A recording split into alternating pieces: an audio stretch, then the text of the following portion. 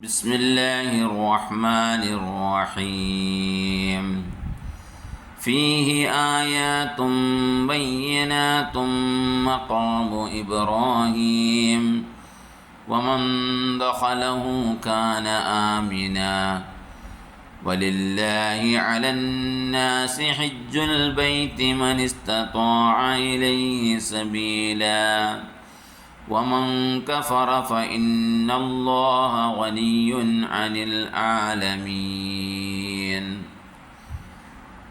നമ്മൾ ഇന്നലെ ഓതിയതിൻ്റെ ബാക്കിയാണ് ഇന്ന് ഓതുന്നത്. അല്ലാഹു സുബ്ഹാനഹു വ തആല തുടർന്ന് പറഞ്ഞു, ആ പരിശുദ്ധ കഅബയിൽ നിങ്ങൾക്കൊരുപാട് ദൃഷ്ടാന്തങ്ങളെ, അത്ഭുതങ്ങളെ അല്ലാഹു സംവിധാനിച്ചിട്ടുണ്ട്.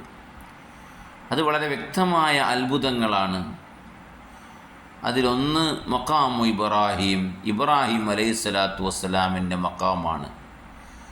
മഹാനായ ഇബ്രാഹിം നബി അലൈഹിസ്സലാത്തു വസ്സലാം കഅബ പുതുക്കിപ്പണിയുന്ന സമയത്ത് കയറി നിന്ന ഒരു കല്ല് അവിടെയുണ്ട്. ആ ഇബ്രാഹിം അലൈഹിസ്സലാമിന് വളരെ വലിയ സ്ഥാനം അല്ലാഹു കൊടുത്തിട്ടുണ്ട്.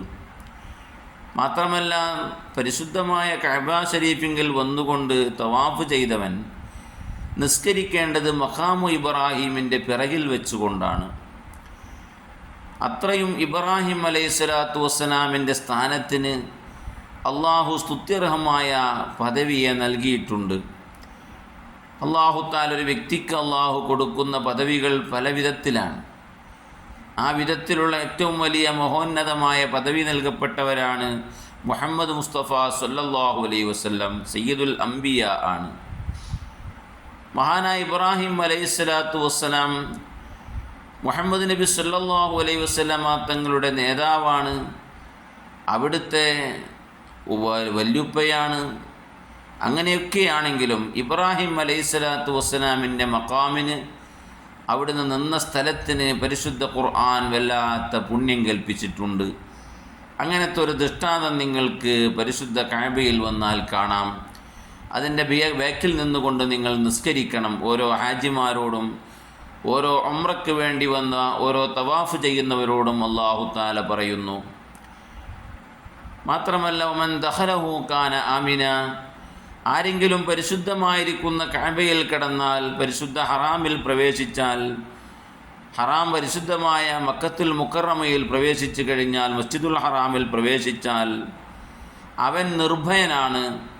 എല്ലാ ന്യൂനതകളെ തൊട്ടും, എല്ലാ പ്രയാസങ്ങളെ തൊട്ടും, എല്ലാ പ്രതിസന്ധികളെ തൊട്ടും അവൻ നിർഭയനാണ്. അള്ളാഹുവിൻ്റെ കാവൽ അവനുണ്ടാകും.